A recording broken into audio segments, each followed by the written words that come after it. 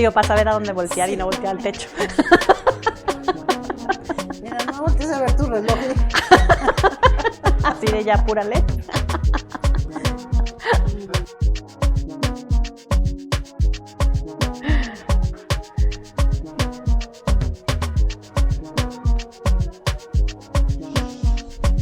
Buenas tardes, bienvenidos nuevamente a las charlas de divulgación.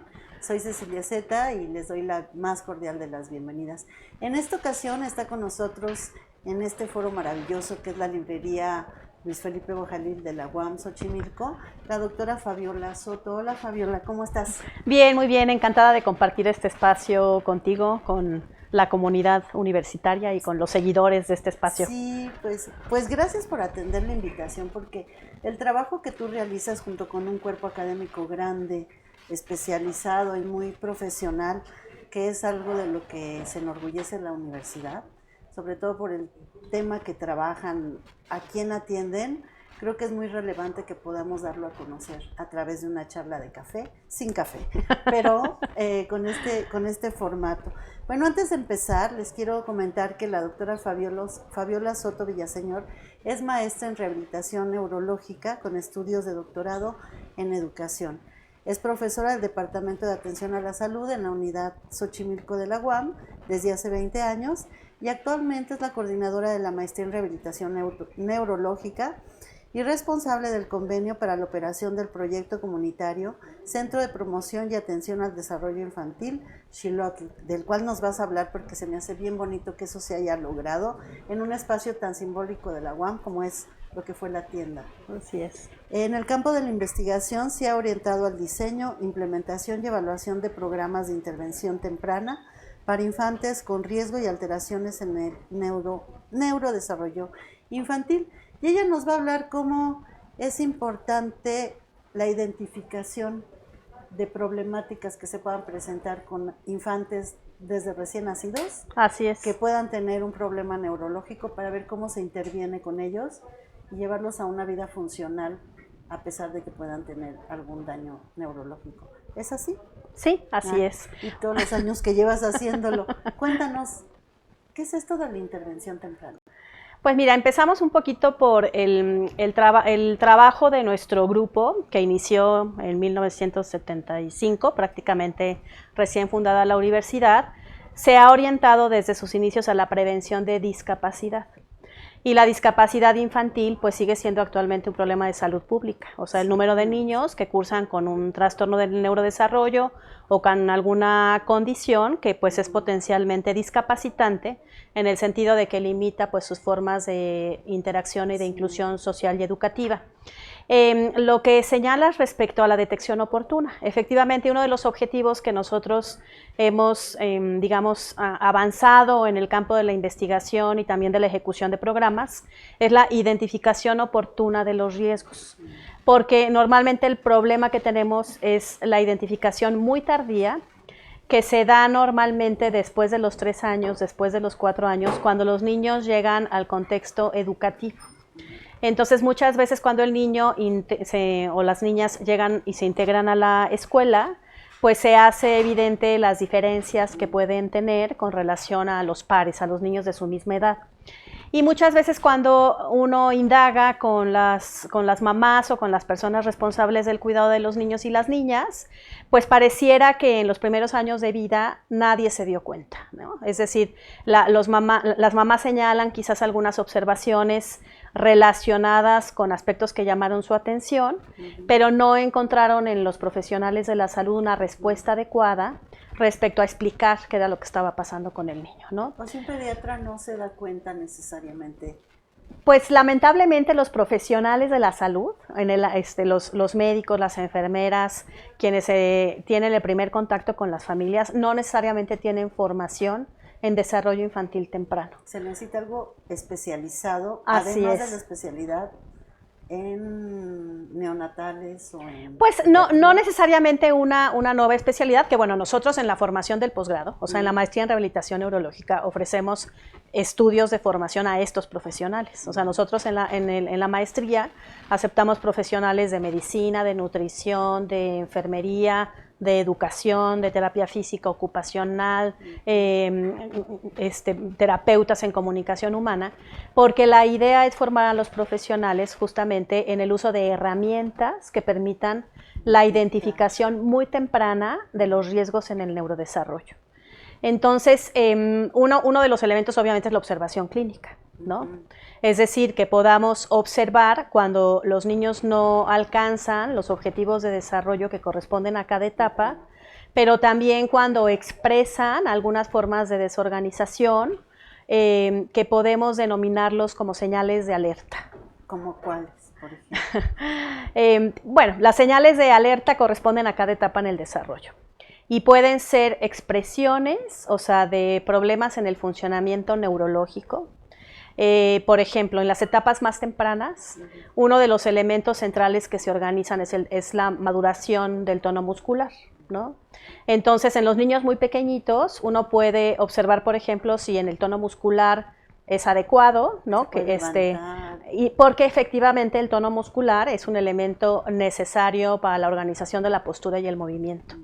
Entonces, en los niños muy pequeñitos puede uno observar, por ejemplo, algunos indicadores de un tono muscular alto, que se llama hipertono, y que puede expresarse, por ejemplo, cuando los niños tienen las manos muy cerraditas, que tienen atrapamiento del pulgar, que vemos posturas anormales en el sentido de que vemos las piernas extendidas, incluso en posición cruzada, que son expresiones de un tono muscular alto.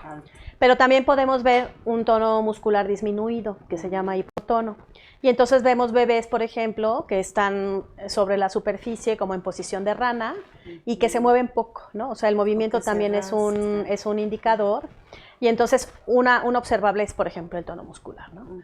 Otro observable son, por ejemplo, las respuestas al sonido. O sea, si vemos a un bebé que con los sonidos no se despierta, no hay reacciones, pues podemos pensar que tiene dificultades en la percepción auditiva.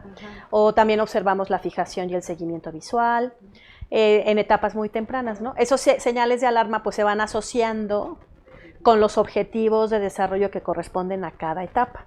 Más tarde podríamos a lo mejor observar niños que no logran sentarse sin apoyo, que requieren que no cambian fácilmente de posición, que el movimiento del cuerpo no es simétrico, ¿no? O sea, que usan predominantemente una sola parte del cuerpo.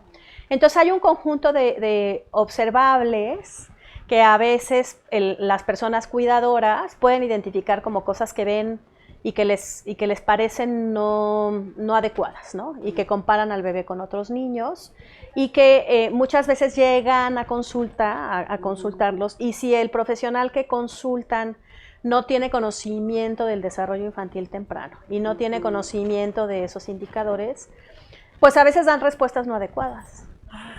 Lo consiente mucho, quizás lo sobreprotege, los niños tienen diferentes ritmos en el desarrollo y entonces vamos postergando, o sea, la posibilidad de identificar esas dificultades y poder intervenir oportunamente para contribuir a que los niños puedan organizar esos procesos y disminuir el riesgo de que se establezca un trastorno.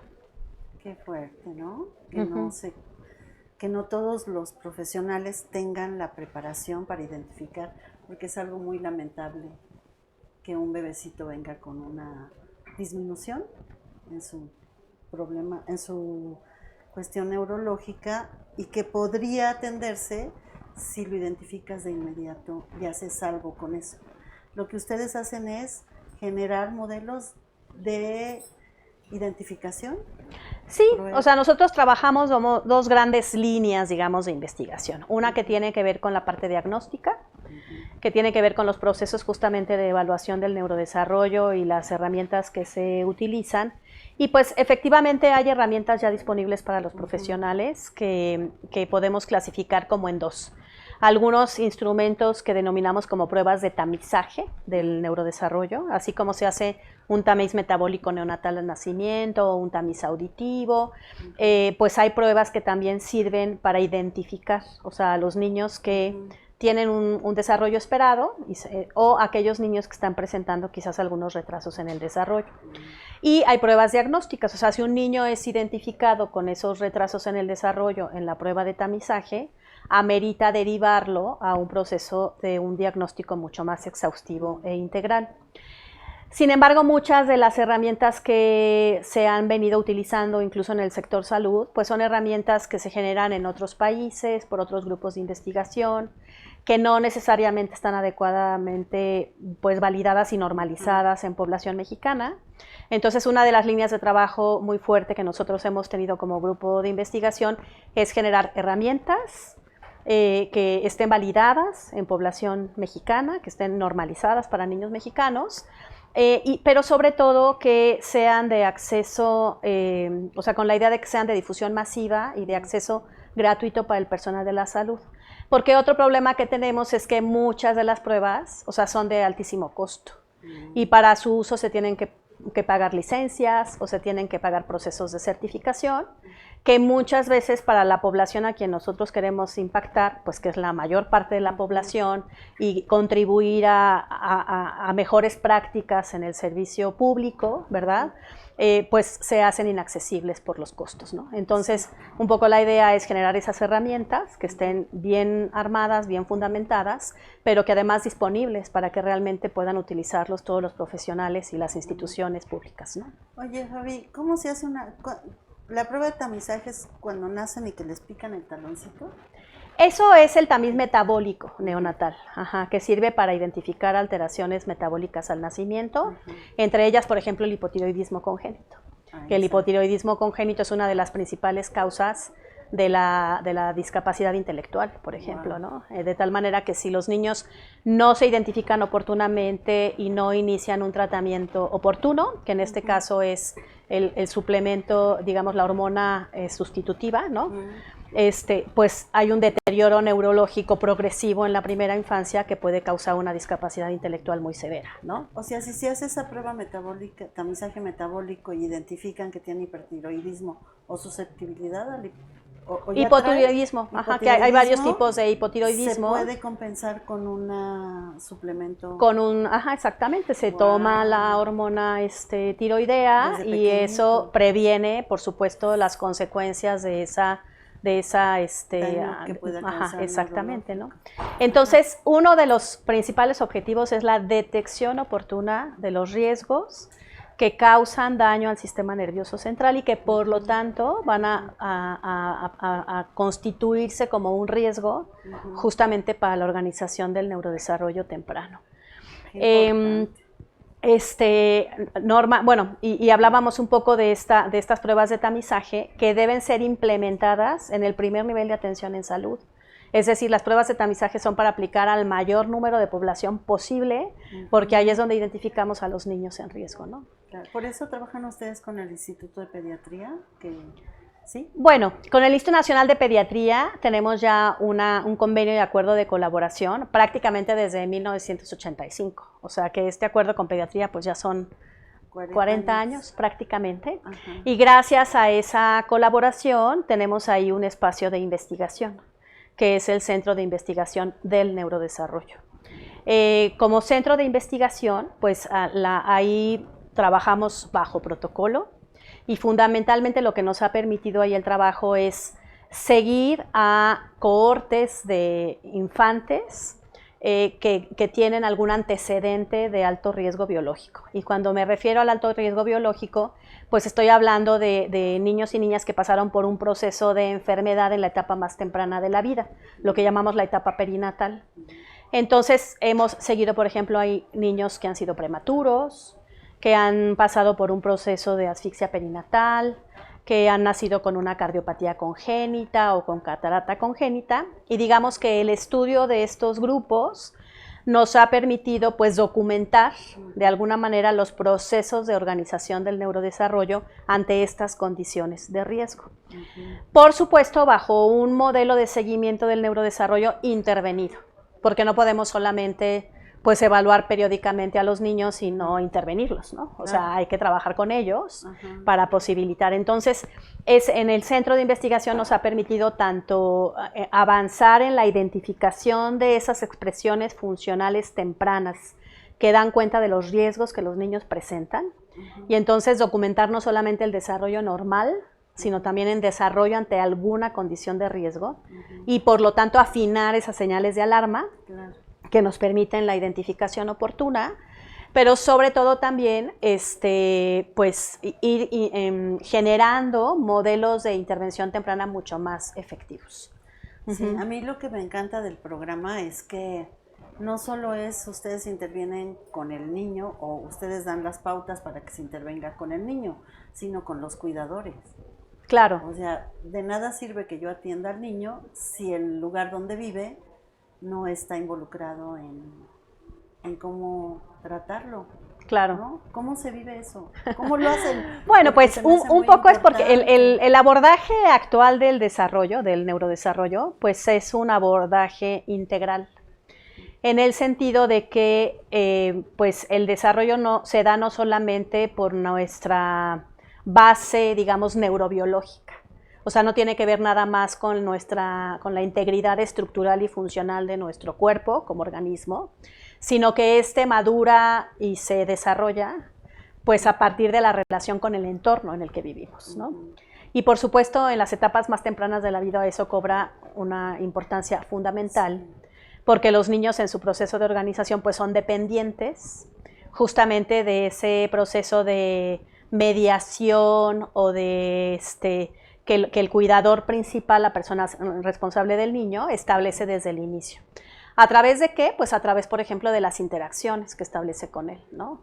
Interacciones visuales, gestuales, afectivas, verbales, de contacto físico. Entonces, esas interacciones tempranas entre la madre y el niño pues han sido profundamente estudiadas.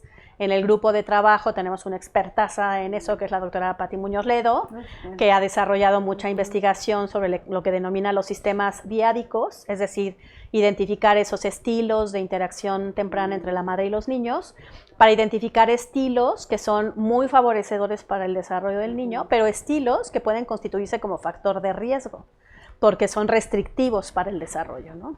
Entonces... Como cuando los apachurran con las mantas. Pues madres que no tienen mucha habilidad de observación, por ejemplo, o que no responden oportunamente. Entonces un bebé pues muestra interés por el entorno, si el cuidador capta ese interés y redirige la acción del niño para favorecer la actividad del niño sobre ese marco de interés, favorece el desarrollo. Claro. Pero si la madre no percibe esas señales del niño, de lo que en el ambiente le interesa, y no las redirige, no las promueve, no las, pues el niño pierde oportunidades, ¿no? Para ir organizando ese proceso. Otro de los elementos es la organización del cuidado, que es fundamental. O sea, el establecimiento de rutinas, por ejemplo, ¿no? Entonces, el establecimiento de rutinas en los primeros años es fundamental porque contribuye mucho a la organización de las funciones fisiológicas, ¿no? O sea, la alimentación, el sueño, las excretas, los aspectos incluso cognitivos de anticipación, de planeación.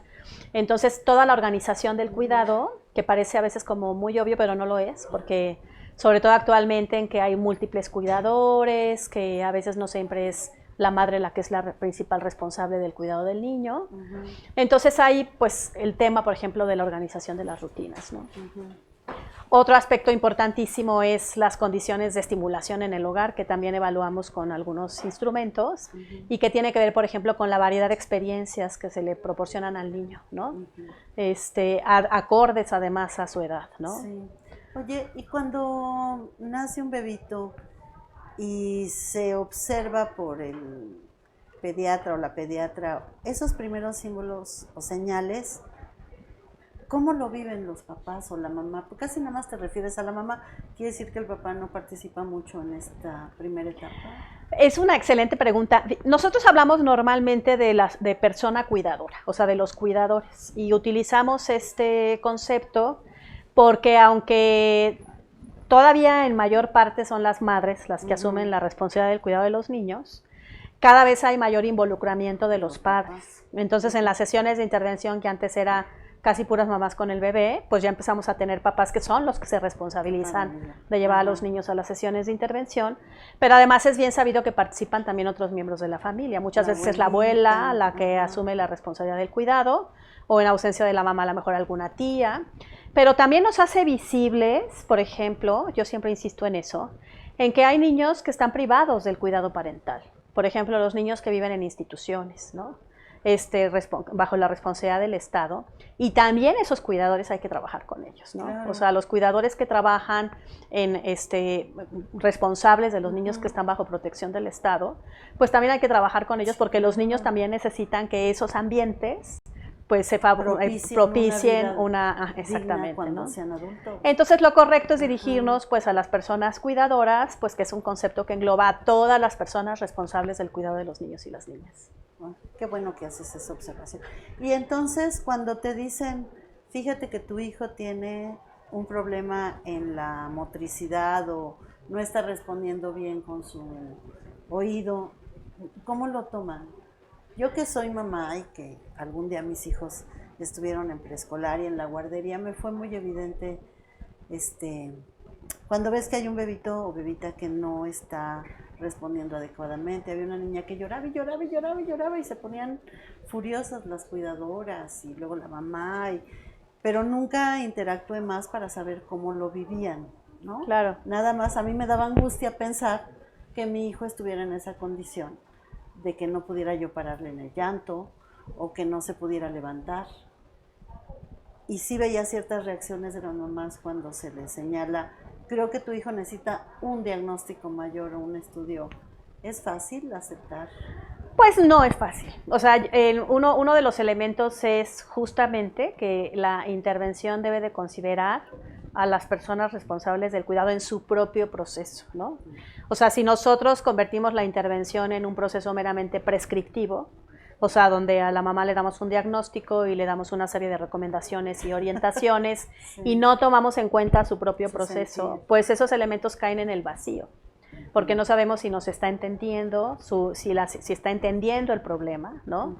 Y si tiene los recursos además para hacer las modificaciones que tiene que hacer para ayudar mejor a su hijo o al niño bajo su cuidado, ¿no? Entonces, pues en la literatura y en la práctica está documentado, pues cuando uno recibe un diagnóstico pasa por un proceso de varias etapas, que puede ir desde el shock inicial, desde la negación del problema, de que no, pues voy a pedir a lo mejor otra opinión, como que no me convence mucho lo que está diciendo, a lo mejor esto es pasajero, hasta cuestiones ya propiamente de, pues quizás de enojo, ¿no? Hasta llegar, digamos, al proceso de aceptación. Entonces, en ese sentido, pues sí interesa que en el proceso diagnóstico nosotros también conozcamos la situación de la persona responsable del niño.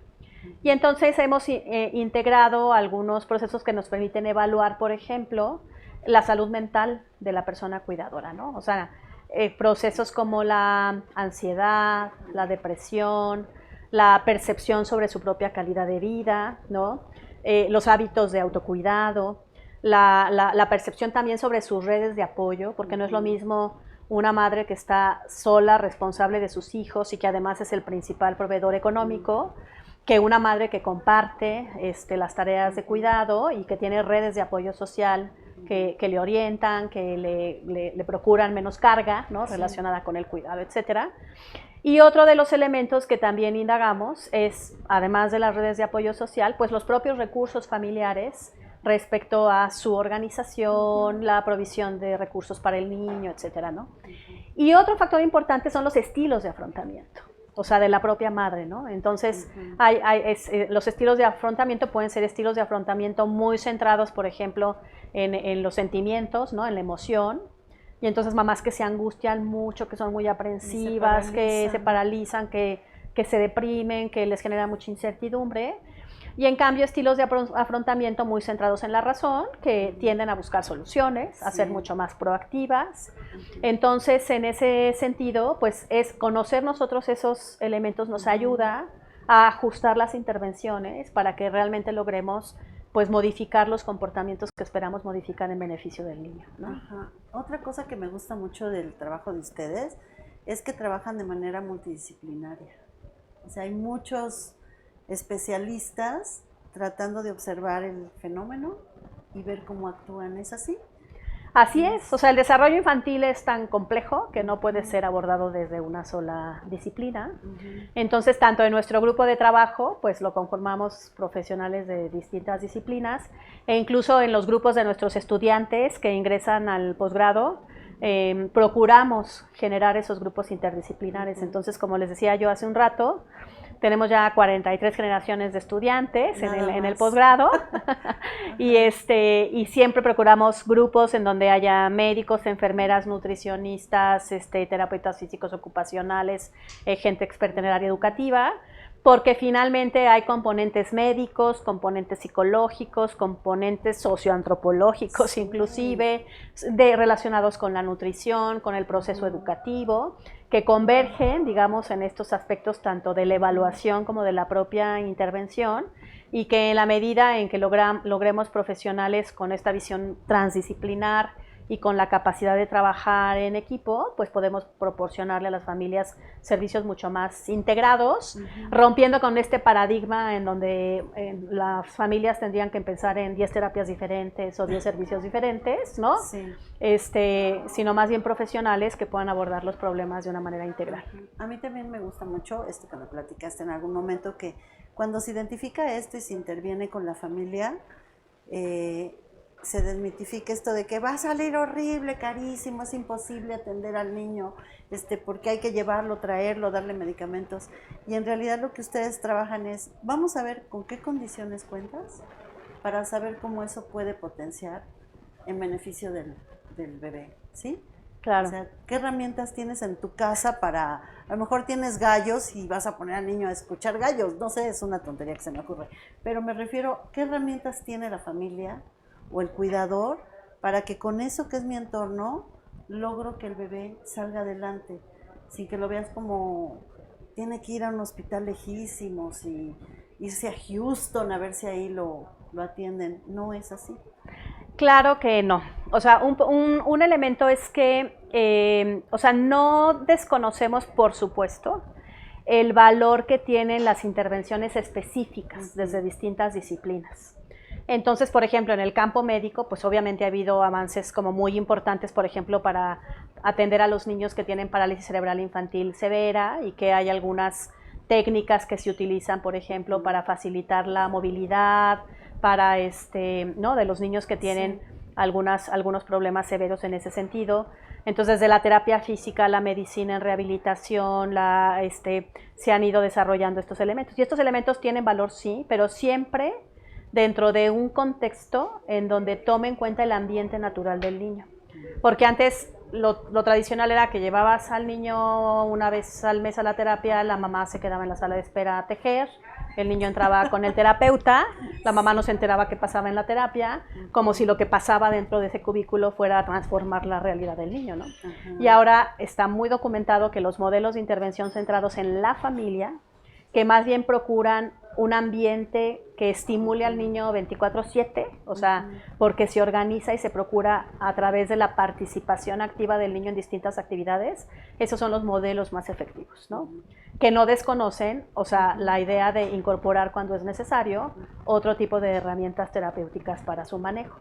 Y hay que pensar también en el acceso de las familias, ¿no? Entonces, yo escuchaba el fin de semana de alguien que hablaba pues de cosas que se han puesto en cierta boga, que muchas veces no tienen un adecuado sustento teórico, y se habla a lo mejor que si la equinoterapia, que si la delfinoterapia, que si cuestiones así, que pues habría que analizarlas con un poco más de cuidado, pero no son accesibles, o sea, no son accesibles, y eso, pues tan solo eso las hace, o sea, no un recurso sobre el cual queramos nosotros trabajar. Fíjate que, déjame te cuento algo. Cuando yo terminé la carrera, bueno, en el último año de la carrera, fui a dar una escuela de educación especial, estudiando diseño gráfico. Fuimos a hacer un proyecto de mural y una intervención con los niños para hacer talleres creativos. Y tuvimos mucha resistencia por los maestros, porque decían, aquí solo pueden entrar médicos, psicólogos, educadores especiales. Estoy hablando del 86. Dice, porque es un espacio muy restringido, y los mismos papás no entraban mucho a la escuela. En la colonia los veían como la escuela de niños raros.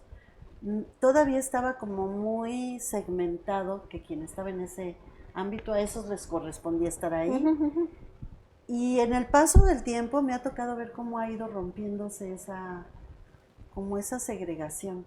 Claro. Cómo fueron incorporando que era necesario abrir un poco más la información, incorporar a los papás en entender qué es lo que estaba pasando, y que los niños con alguna problemática pudieran incluirse en escuelas donde se supone que son no especiales, ¿no? Así es. Esto, ¿cómo es que ha podido darse ese cambio? Sí, claro. Sí. Digo, yo trabajé 17 años justamente en educación especial. Yo soy en mi formación de origen maestra de educación especial, y efectivamente fue antes de los años 90, pues que el sistema de educación especial pues era un sistema pues que Sí, segregaba a los niños, ¿no? totalmente, Totalmente independiente totalmente. del sistema educativo de educación básica, y estaban lo que se llamaban las escuelas de educación especial, o lo que ahora son los centros de atención múltiple.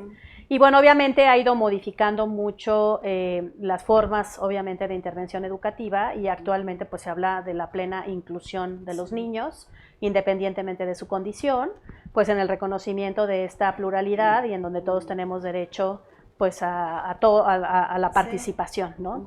Actualmente la discapacidad así se define. La discapacidad se define como restricciones en la participación social. Entonces la discapacidad no es una cuestión que aluda estrictamente a la condición individual, sino cómo cómo hay una interacción, ¿verdad? Que se nutre mutuamente entre mis posibilidades y de adaptación al entorno donde vivo y las posibilidades que el entorno me proporciona para yo estar en medio con todos, ¿no? En sociedad. Entonces, en ese sentido, pues se ha avanzado mucho en la inclusión educativa, que son cosas que tienen que empezar desde antes, no cuando el niño llega a la escuela.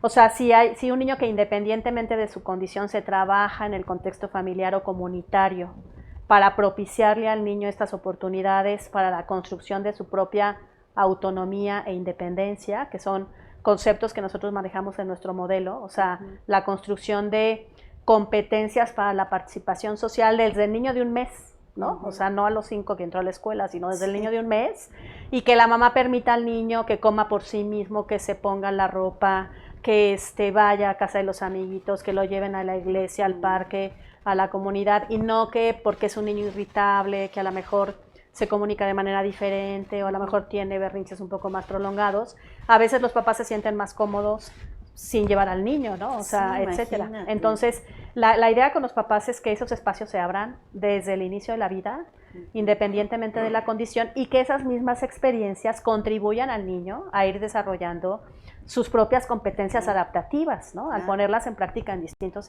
entornos al interior de la familia y fuera de ella, ¿no? Ajá. Oye, y entonces han preparado 45 generaciones. Quiere decir que hay muchos profesionales de rehabilitación neurológica pululando por el mundo, egresados de la UAM que han estado buscando hacer cambios, me imagino. Sí, claro. Están en el sector salud y todo. ¿Sí andan por ahí? Sí, bueno, tenemos experiencias muy exitosas de nuestros egresados. Comentamos hace un ratito la pertinencia de hablar del proyecto de Shiloh, y ese es un ejemplo, ¿no?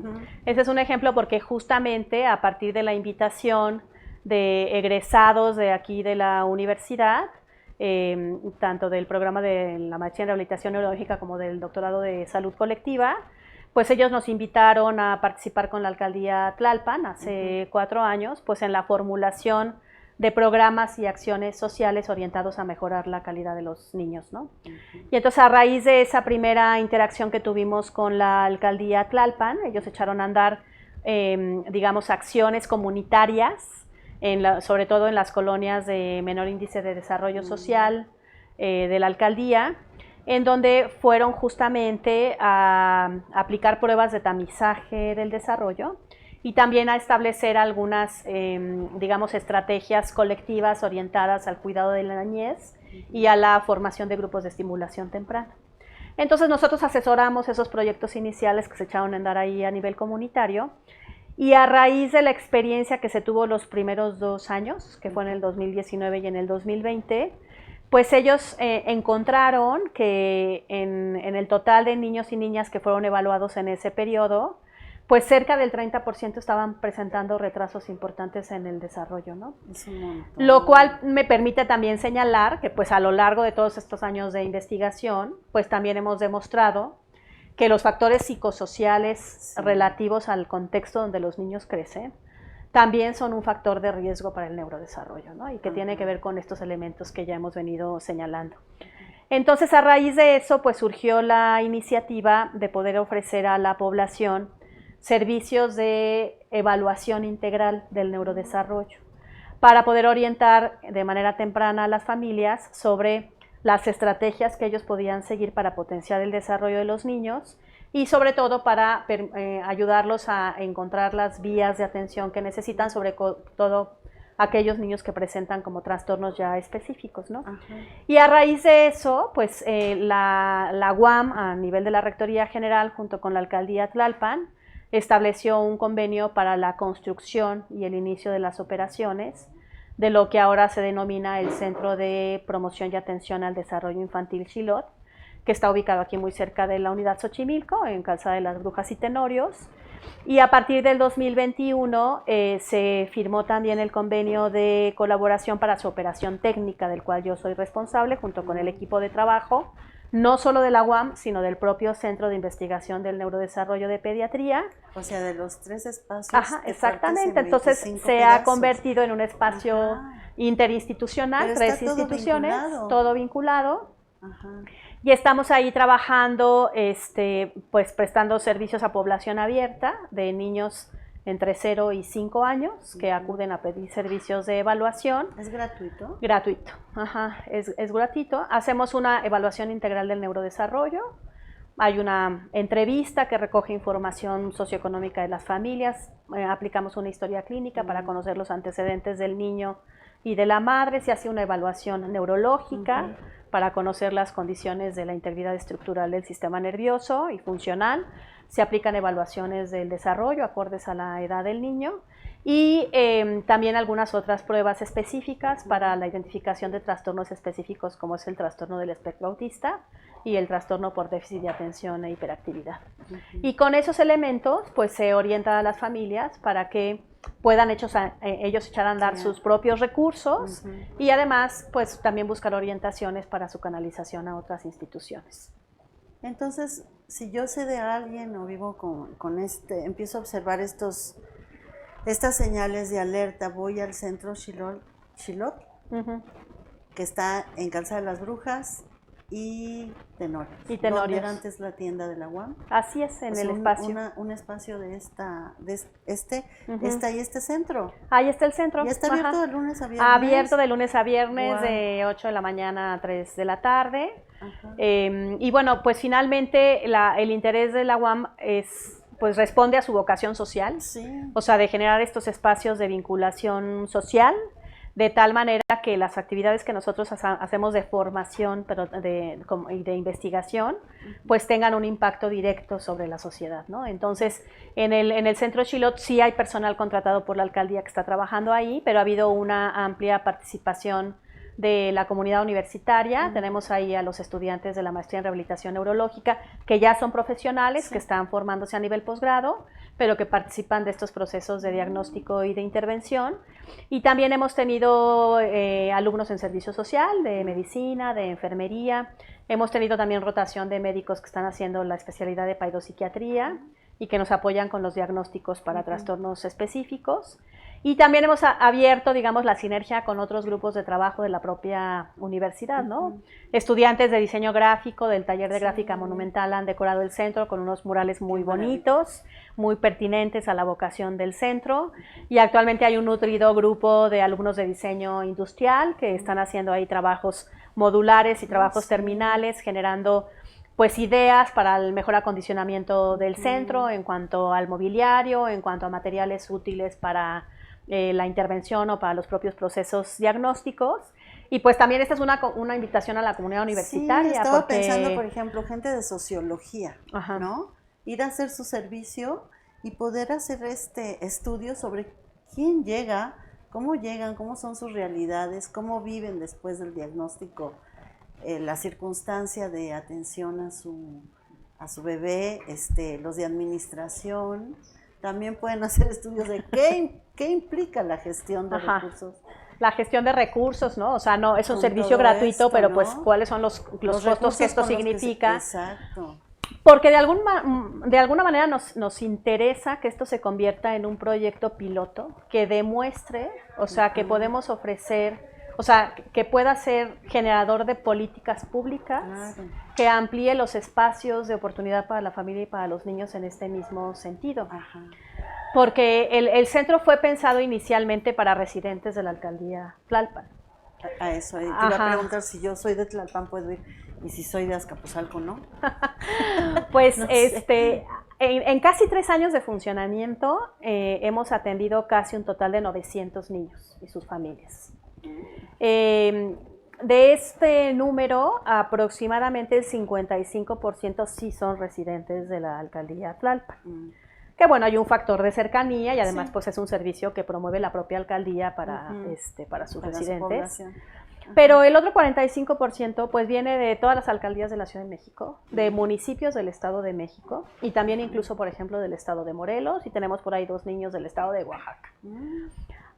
Eso pone en evidencia que la gente no encuentra servicios en su localidad, ¿no? Y que tiene que peregrinar y buscar a dónde llegar para esto.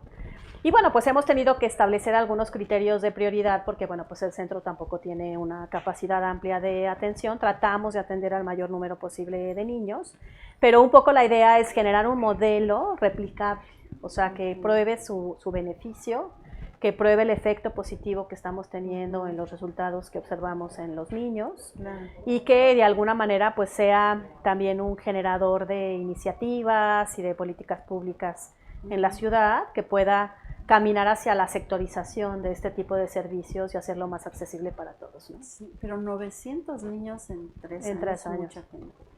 Y de estos niños sí presentaban la mayoría algún daño neurológico. Pues de estos 300 niños, por ejemplo, nos ha llamado mucho la atención que aproximadamente el 24% son niños que han sido diagnosticados en una condición de trastorno del espectro autista. Esto nos ha llevado como a abrir esta nueva línea de trabajo. Nosotros estábamos trabajando porque hay que hacer una diferencia en el sentido de que en el Centro de Investigación del Neurodesarrollo los niños nos llegan en el primer mes de vida.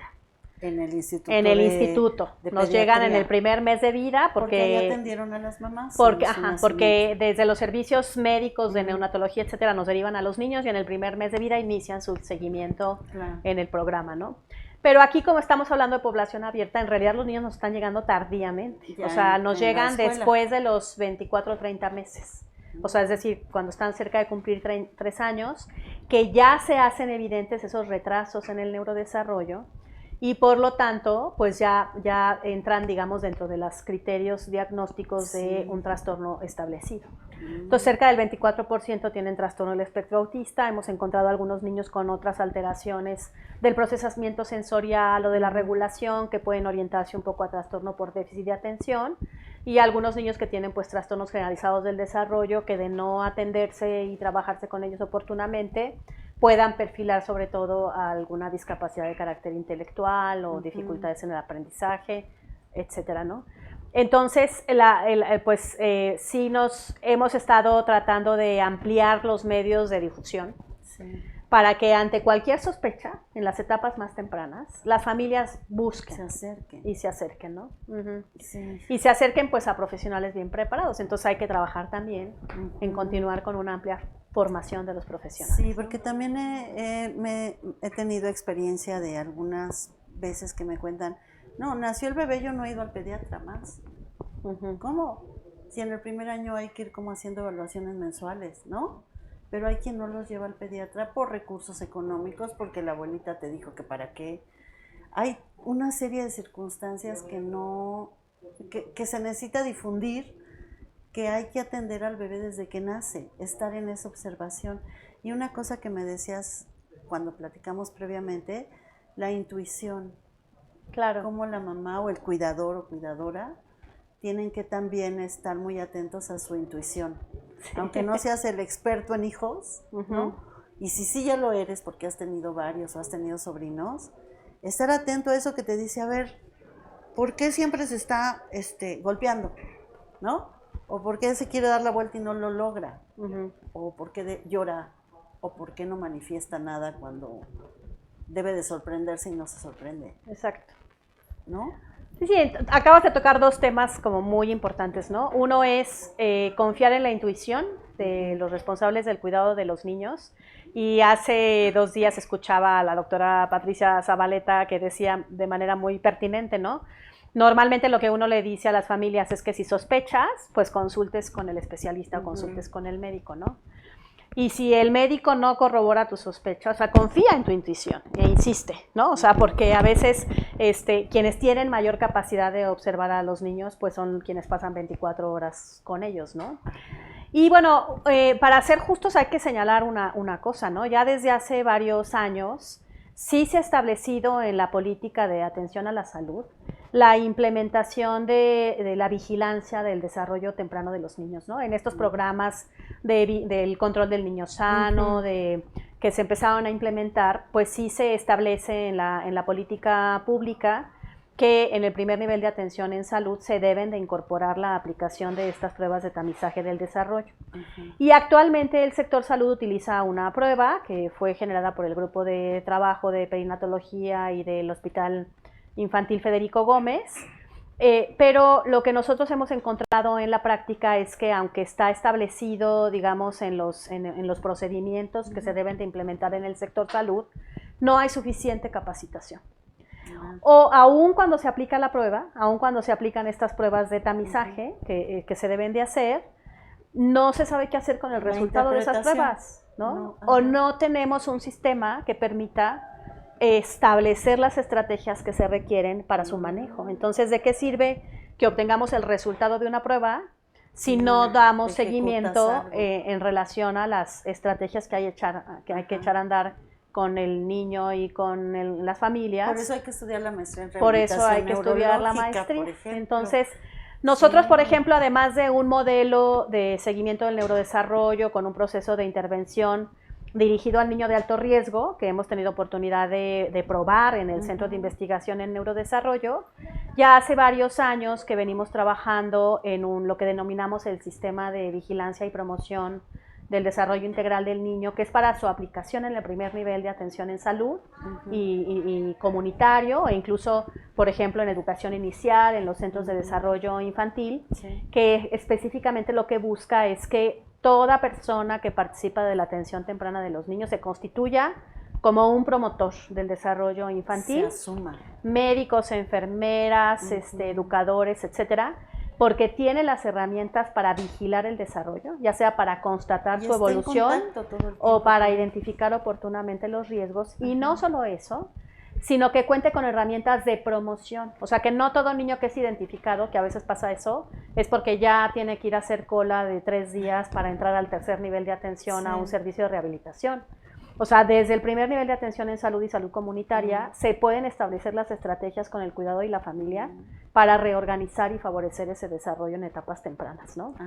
Entonces, pues también hemos generado manuales, ¿no?, orientadas a la promoción del desarrollo, pues con todas las actividades y estrategias que se pueden establecer en el entorno natural del niño y que son tan efectivas, o sea, y que no requieren de intervenciones de alto costo, de poca frecuencia, de alta especialidad, sino que son altamente efectivas y que solamente hay que saber orientar adecuadamente a las familias. Sí, yo me quedaría con muchas cosas de lo que sé que hacen ustedes. Primero, que hay señales de alarma, ¿no? De atención, que todos los que estemos en contacto con un bebé recién nacido tenemos el compromiso de observarlo, de creer en nuestra intuición, de preguntarle a quien creemos que sabe más, qué observa de eso, no tener miedo a preguntar, ¿no? Creo que a veces da temor de decir, es que si me dicen que tiene enfermedad, ¿qué voy a hacer? Y además el rechazo social si mi hijo tiene algún padecimiento, porque sí vivimos en una sociedad violenta, ¿no?, que no respeta y no trata de incluir, sino más bien señalar, y la culpa. ¿Quién tuvo la culpa? La mamá, seguro, porque se comió un gansito a los 6 meses de embarazo, o el papá porque tomaba mucho alcohol. O sea, hay a quien culpar en lugar de atender la circunstancia que se está presentando. Y otra cosa que sí quisiera que cerraras con esto, como dicen las feministas, lo que no se nombra no existe. Y en este caso, si existe una situación de un bebé con alguna problemática, hay que nombrarlo. Claro. Para que todos sepamos qué hacer con eso y sentirnos parte del apoyo, ¿no? Claro. Para la familia y para el bebé. Porque creo que a mí me tocó una generación donde todo se callaba. Y ahora, con estas políticas de inclusión que han estado desde hace mucho tiempo, y con los 45 años que lleva la UAM trabajando sobre rehabilitación neurológica, creo que ponen ahí en la cancha, hablemos de esto. Sí, claro. Se trata obviamente de visibilizar, o sea, el lenguaje va evolucionando, ¿no? Las formas de decir y van evolucionando, pero a veces caemos un poco en el sentido de que bajo el paradigma justamente de la inclusión y de la diversidad, nos peleamos un poco como con los términos, ¿no? Cuando hablamos de las personas en condición de trastorno del espectro autista, etcétera, pero cuando nosotros reconocemos una condición de desarrollo en los niños, podemos orientar las acciones que hacer con ellos, ¿no? Y además, posicionar el valor de esa diversidad, ¿no? En ese sentido. Eso no le quita valor como ser humano. Exactamente, ¿no? Entonces hay que de alguna manera reconocer las necesidades individuales para poder responder a ellas. Entonces, la equidad consiste en darle a cada quien lo que necesita, ¿no? Y entonces en esa diversidad también hay diversidad de necesidades que requieren de respuestas diversas también, ¿no? Y entonces identificar muy tempranamente las necesidades que tiene un niño en su contexto familiar nos permite cada vez ir afinando más, pues dar respuesta a esas necesidades específicas, ¿no? Entonces no hay que tenerle miedo al lenguaje, no hay que tenerle miedo a los diagnósticos, ¿no? Sino al contrario, precisarlo más tempranamente las condiciones particulares de cada niño, y reconocer esa diversidad para garantizar los derechos para todos, porque finalmente el tema de la inclusión es un tema de derechos, ¿no? Y entonces, independientemente de mi propia identidad personal o de mi condición, o sea, nadie discute los derechos que implican el derecho a la salud, el derecho a la educación, el derecho a una vida digna, el derecho a la familia y por lo tanto, pues diversidad, digamos, de oportunidades y de respuestas de atención para todos, ¿no? Sí, nos dice Regina Becerra, gracias por estar aquí, estaba bien puntual desde el inicio. Dice, gracias por divulgar y compartir conocimientos tan preciados. Ojalá se pudieran hacer más centros como el que menciona la doctora. Y Andrea también nos está viendo, se atrevieron a poner un comentario. Muchas gracias por esto, pero es esto de la diversidad, de la inclusión, a veces se piensa desde el punto de vista si decides ser homosexual o si decides ser transgénero, cuando en realidad también la diversidad está en estos modos de comportarse cuando tienes alguna situación neurológica adversa, diversa, claro, ¿no? Que te implica ver de otra manera, caminar de otra manera, expresarte de otra manera, y eso es respeto a los derechos de cualquier individuo. Claro. Así me muestro, pero creo que lo más importante es esto de verbalizarlo. Sí, claro. Ponerle nombre y hablarlo y no quedarse, ay, no, es que mi hijo se presentó con esto, mejor no le digo a nadie, porque entonces todo el mundo va a estar en la actitud de sospechosismo, intriga, no ayuda, lastima y violenta a la persona que está con esa condición. Claro. ¿Qué trabajo tan bonito hacen ustedes? Yo desde que lo sé, me enamoré mucho, por eso cuando andábamos en pandemia quise también tener una charla con ustedes, porque se me hace uno de los proyectos más importantes de la universidad, permanente, que ha dejado huella en muchos jóvenes que en su momento se formaron en la maestría y que ahora están en el campo profesional haciendo cambios significativos. Claro, ¿no? Sí. Generando políticas, interviniendo en hospitales, en la consulta privada y motivando a otros. Por eso yo sí quiero invitar a que jóvenes que están en la universidad, tanto en esta como en otras unidades y en otras universidades, se incorporen a hacer servicio social. Por ejemplo, comunicólogos, que hagan toda una campaña de difusión sobre lo que hacen ustedes, sobre lo importante que es que detecten en los bebés alguna situación que pudiera ser un padecimiento atendible. Claro. Con esta intervención temprana creo que sería fundamental. Entonces, comunicólogos, diseñadores, economistas, para saber el impacto económico que tiene en la salud pública el que tantas personas puedan tener un daño neurológico, ¿no? Imagínate una mamá que tiene que trabajar y luego tiene que estar cuidando al niño. ¿Dónde está la economía de la familia implicada? Claro. ¿Cómo se afecta? Pues yo te agradezco muchísimo, Fabiola, que nos hayas compartido esto, pero nada más quiero que me digas una cosa. Tú ibas caminando un día en la prepa, que es cuando uno está lleno de hormonas, preocupaciones, enamoramientos y dudas de que te dicen, tienes que escoger un área para estudiar una carrera. Tú dijiste, ay, voy a ser una especialista en rehabilitación neurológica. ¿Sí? ¿Fue así?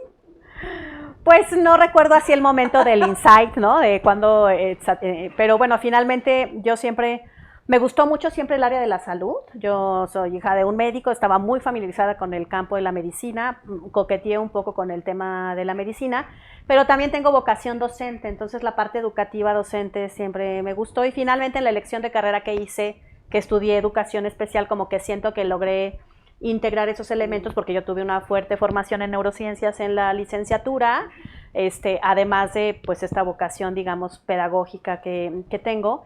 Y luego trabajando en educación especial, pues había esta situación que ya narré, o sea, de las mamás que llegaban con los niños ya muy tardíamente y que parecía que en los primeros años nadie había visto nada y no había habido ninguna orientación y yo me preguntaba, pues, ¿qué pasa en esos primeros años que no están identificando oportunamente a los niños? Y supe del agua. Entonces, así fue, de la UAM Xochimilco. Ajá. Entonces, justo hace 30 años, aunque tengo solamente 20 años de profesora en la universidad, pues justo hace 30 años fue que yo ingresé aquí como estudiante de posgrado a hacer la maestría en rehabilitación neurológica y pues encontré aquí muchas respuestas, ¿no? En todos los sentidos, tanto de la inquietud, pues profesional, de conocimiento, de formación que tenía, como también mucha respuesta de esa vocación social universitaria, ¿no? Entonces, todo lo que aprendí en la maestría, pues ha sido súper útil para generar estas propuestas como diferentes y pues bueno, aquí estoy. Y 30 años después aquí estoy. Y de la UAM que está cumpliendo este año 50 años, felicitamos que 45 de ellos se haya echado a andar este proyecto tan bondadoso y tan amoroso con la sociedad como es el de la maestría en rehabilitación neurológica, que ha traído muchos frutos y que seguramente muchos adultos han de agradecer haber pasado en sus primeros momentos por estos diagnósticos y la atención por parte de todos ustedes para salir adelante y hacer como una sociedad más equitativa, ¿no? Más bondadosa, sí, claro. Poco a poco. Entonces la universidad sigue haciendo su trabajo, el trabajo que se comprometió desde un inicio, y especialmente la UAM Xochimilco, que se fundó para atender los problemas de salud. Fue su primer objetivo, ¿no? Y bueno, ya ahora es un monstruo maravilloso en el cual participamos. Y bueno, yo agradezco que existan profesionales como tú y como todo el equipo que está de investigación en Shilot, en la maestría, en pediatría en el centro de investigación y formando también a los estudiantes de licenciatura en esta universidad, en enfermería, en nutrición, en medicina, estomatología, que ven perfectamente toda esta problemática más amplia y no específicamente de la licenciatura.